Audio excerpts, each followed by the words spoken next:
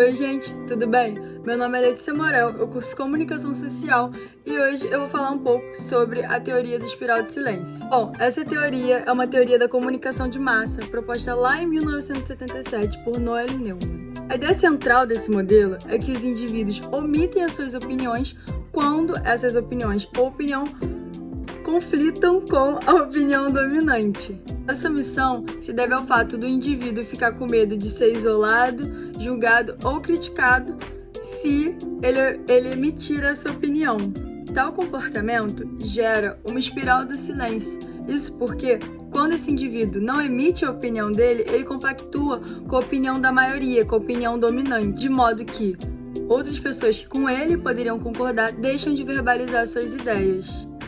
Bom, gente, agora algumas pessoas, entre elas um profissional de marketing, vão falar sobre situações onde elas passaram, que elas tiveram que omitir a sua opinião, e também vão falar como se sentem sobre isso e como lidam também com isso. Hoje a gente está com o nosso professor de marketing, Antônio Morim, e hoje eu vou perguntar para ele se ele já passou por alguma situação que ele se silenciou, não falou, por algum motivo, não se expôs. No dia a dia, independente da nossa idade, né, os nossos conflitos do dia a dia com empresas, né, com os nossos colegas, a gente sempre tem situações onde a gente tem que avaliar a melhor forma de conduzir um diálogo, uma discussão, uma negociação, e quais são os momentos que a gente tem que ceder, colocar o nosso ponto de vista, tentar buscar uma relação que seja ganha-ganha. Então, sim, tem vários momentos, e tive muitos momentos onde eu não entendi que aquela situação era a melhor situação para verbalizar uma opinião e buscar, sim, uma outra forma de conseguir chegar a algo que eu entendia como importante, mas tentando reduzir um pouco o conflito entre as pessoas. Talvez o maior desafio seja sempre a gente pensar que pessoas e problemas estão juntos, mas pessoas e problemas não são a mesma coisa. A gente vai sempre considerar dois universos e formas diferentes de buscar o mínimo de problemas de relacionamento e o máximo de solução das situações onde estivéssemos envolvidos. Meu nome é Leonardo, trabalho com um projeto de tecnologia, sou marceneiro como hobby e hoje faço Faculdade de Belas Artes da UFRJ. Então, como a gente já conversou sobre a espiral do silêncio, você já se viu em alguma situação dessas? É natural. Acho que todo mundo, por mais que a pessoa possa impor a sua opinião ou tenha muita personalidade, todo mundo em algum momento já se encontrou nessa situação. Eu tenho uma presença muito forte na minha opinião, sempre tive, política, sobre qualquer outra situação, mas é evidente que se eu tentar buscar aqui na minha memória, eu vou me lembrar de alguma situação em que eu vivi, em que eu omiti minha opinião, justamente para não criar nenhum tipo de conflito, porque havia uma unanimidade ou uma maioria que pensava diferente, não que eu concordasse, mas evitei, porque talvez não tivesse muito impacto ou não geraria nenhuma grande consequência no caso, entendeu? Eu tenho vivenciado isso também muito da faculdade, porque eu fico com uma galera muito mais jovem do que eu, basicamente o pessoal com a média de idade de 20 anos, 18 anos, e eu tô com 60, então é natural que às vezes eu acho que eu tenha mais de 60, então é natural que às vezes eu acho que eu tenha mais experiência que eles, mas eles têm novas ideias em outras coisas e tem sempre um conflitozinho, né, das ideias. Em alguns momentos eu deixo a galera falar, não, beleza, vamos seguir adiante, como vocês falaram, tá tudo ótimo e tal.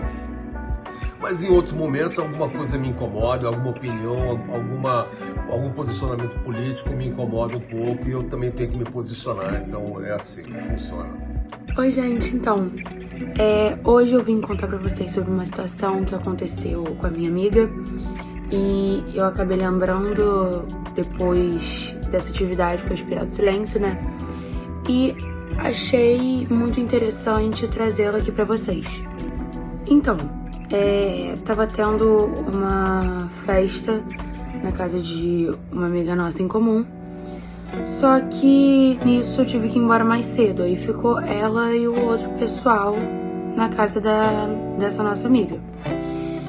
E nisso, no final da festa, tá, gente? Tipo, bem pro final.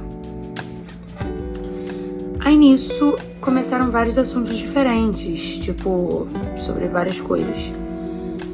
Aí, aconteceu de alguém comentar: ah, quantas pessoas você já pegou, assim? E todo mundo começou a falar, tranquilamente, sem problema nenhum. E nisso, essa minha amiga falou o número de pessoas. E aí uma pessoa fez um comentário totalmente desnecessário, tipo, chamando essa pessoa, essa minha amiga, de um nome que eu não vou citar aqui. E tipo, ela ficou toda, cara, você tá louco? Banana. Só que as outras pessoas começaram a concordar. Tipo, ai, verdade, que coisa de... E nisso ela se sentiu muito reclusa, muito atacada. Ela veio falar comigo depois, obviamente, e falou: cara, Pietra, eu não sabia o que fazer, o que falar. Eu tava com medo de falar alguma coisa e piorar a situação. Tava com medo de me massacrarem ainda mais.